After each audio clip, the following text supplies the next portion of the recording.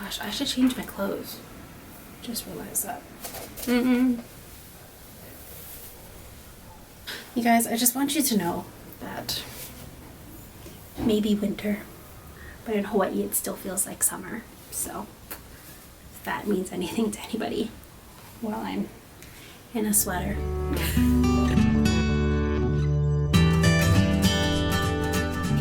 Hello internet friends, aloha kakahiaka kako. Welcome to Close the Loop. My name is Rachel and I am so glad that you are here today.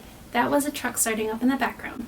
I'm not refilming this. Today I'm going to be talking about 10 sustainable swaps that I have made so far. And I know that there's a lot of videos like this out there, but these are 10 things that were some of my first swaps that I ever made. And so I thought I'd share them with you. If you're looking for where to start in your sustainability journey, maybe start here, start small, you know, with the little things, and then we'll work our way up to things like a bidet, which I don't know if I'm mentally prepared for. But I don't know if I'd rather have a bidet or if I would rather have like reusable toilet paper. Anyway, so we're gonna be going over kitchen swaps, beauty swaps, and then also some other things too. So first, I'm going to start off with kitchen swaps. There are usually two places that people start, either the kitchen or the bathroom. Those are two of the main places where we spend our time during the day, that's why I suppose, and those are the places to make the easiest swaps. So with the kitchen, there are several things that I have switched out over the years. First off, we have the reusable straw. So this is one of the first swaps that I ever made, and if you watched my introduction video, you'll know all about that.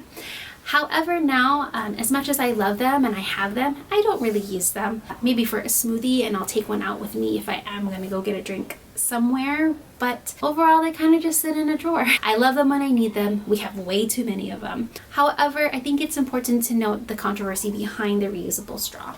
Gittemary actually has a really great video on eco-ableism and how reusable straws aren't the best option for people who aren't able-bodied. People who have disabilities don't have the means sometimes to clean out a reusable straw, or they need that sort of bend that a plastic bendy straw has in order for them to actually utilize the straw. Something else about straws too to look out for is that there's a lot of greenwashing.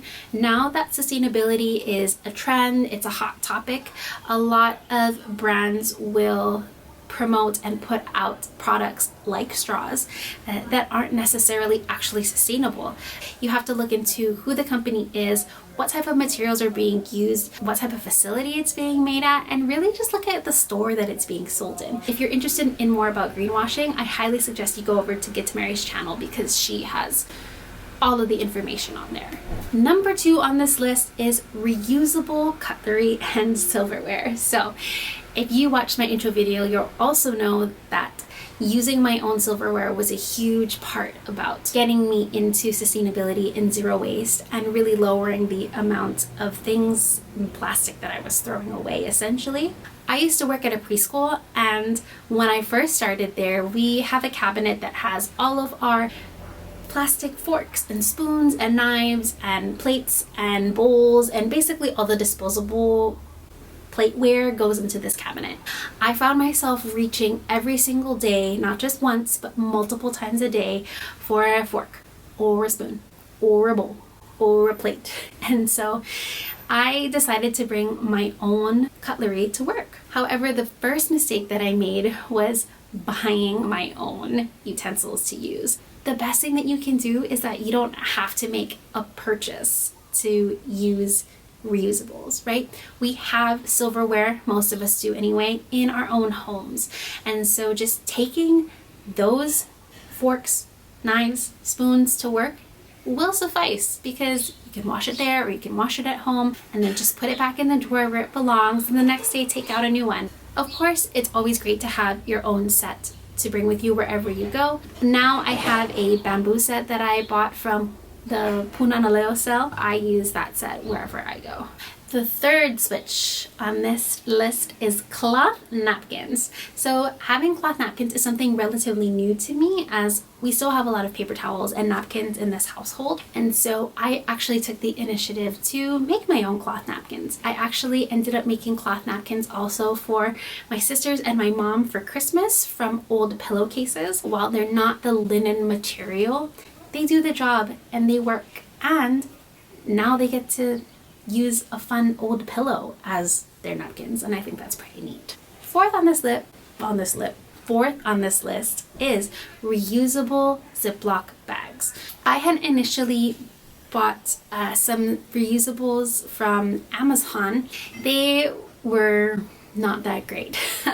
But we had bought them initially because when I was breastfeeding and I was pumping, I wanted a reusable option to store my breast milk in after I had pumped. So we bought those. I ended up stopping pumping and we just started using them just for food, and it was really great, but they're not the best quality. So I started investing in stasher bags. And so that's what I mean to really pay attention to greenwashing, because a lot of these companies, right, or that sell on Amazon, what they do is that they buy from the same low quality seller and they just rebrand them. They just put their brand name on it and then they sell it from a bunch of different avenues, and they're cheaply made. They're not high quality.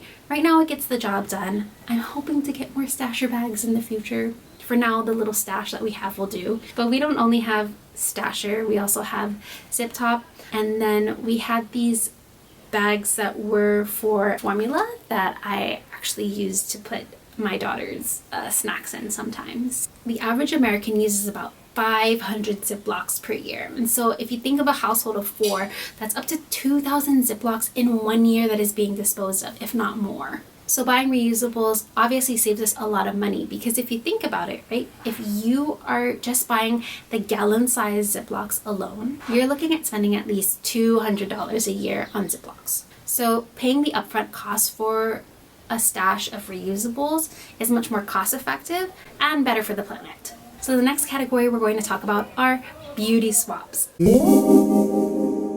My first swap is reusable cotton rounds. We had bought a pack of bamboo reusable facial rounds, but they worked great for a while. But what we found was that they actually weren't soft enough. They were really towel-like and abrasive. Because they're bamboo, they absorbed everything instead of giving it back, which I think would be great maybe for taking off makeup. But as you can tell, I don't wear makeup very often, if at all. I actually ended up trying to make my own, and after a few washes, now they actually do the job. They're not very pretty, but I use them mainly to apply toner. We were using tons and tons and tons of disposable cotton rounds, which is super wasteful, super bad for the environment. If you want to learn more about the impact of cotton, I highly suggest you go to a Gittemary video and go do yourself a learn. Next in this category, and number 6 on our list overall, is an apple cider vinegar rinse. I have extremely oily hair, and I get oily in my roots, but my ends, if you can't tell, get kind of sort of dry. As I was looking for different conditioner bars, I found that none really worked specifically for my hair type, but I still wanted soft, nice hair. Plus, I also have dandruff, so throw that into the mix. I realized, or after some research, that an apple cider vinegar rinse could do it all for me. And it's super cheap and it's super easy to make. So I currently use a old toner bottle that has like a little nozzle on the top where I use it like an applicator, and I squeeze it in my hair onto my scalp, and then I kind of just gather all my hair together and I squeeze it on the ends, and then I let my hair air dry. But doing the ACV rinse has saved me from spending more money on shampoo bars, one thing, but also has given me a practical way to reuse a toner bottle that is plastic that I cannot recycle in my own county. Number 7 is the shampoo bar. So shampoo bars were, like I said in my previous video, a very hard switch for me to make. My initial purchase from Lush was not right. I ended up finding another one, which was good, but then our Lush on our island closed, which made me very sad. And I didn't want to order from online because I don't know, I liked the convenience of having a Lush. So what I ended up doing was, on accident essentially, I found a local brand who makes shampoo bars and conditioner bars and bar soap in general, and I love her stuff. So her brand is Hannah's Handmade on Maui. You can buy from her online, and if you're on Maui, you can do pickup from her home for free instead of having her ship it to you. I'll put her website in the comment box below. What is it called? The caption? Go ahead. I'll put links down there of all the things that I talk about essentially. I bought a shampoo bar from her and I absolutely loved it. And then she closed for the end of 2021 and I was without shampoo. So I went and I bought a Spring and Vine. So I went and I bought a Spring and Vine shampoo bar from Target. And while I love it, I found that it exasperated my dandruff, which is why I'm glad I have the ACV Rinse to really combat that. But that just goes to show that there are really great options everywhere. Whether it's locally made, even at your own Target, you can go and find stuff like this everywhere. On the note of bar soap, the next swap I have is shave soap. My shave soap is from My Wild Muse, and I found her on Instagram, probably through a giveaway, because there's a period in time where all I wanted to do was to enter giveaways and hopefully win, because I just wanted all the baby stuff for free. She handcrafts these artisan soaps that are so beautiful, and so I decided, whoa, like I can get a shave soap bar and not have the bottle or not use conditioner on my legs, which I guess you're not supposed to do anyway. But anyway, I bought this shave soap. I absolutely love it. It's what she calls like an imperfect bar, but it doesn't even matter. It works and it does the job, and I absolutely love it. That leads me into my next purchase, which is probably the biggest investment that I've made in my sustainable journey, which is the safety razor. And not just any safety razor, but a leaf shave razor. I love my leaf shave razor. And here's why. Because the single blade safety razors really scare me. And I am very accident prone. And the idea of having one blade that's very sharp that I could just nick myself with in the perfect spot, oh no. Like, ooh, that gives me anxiety. I would much rather have the leaf shave, which is a 3-blade pivoting head razor that you can replace the blades. I bought the full kit, which is why I was saying it's a really big investment, with the stand, the extra blades. I love it. And subsequently, my husband also loves it. We share a razor, which means our blades get dull a little bit faster, but it's no biggie. It's super easy to change out the blades. The only thing for me is keeping it nice.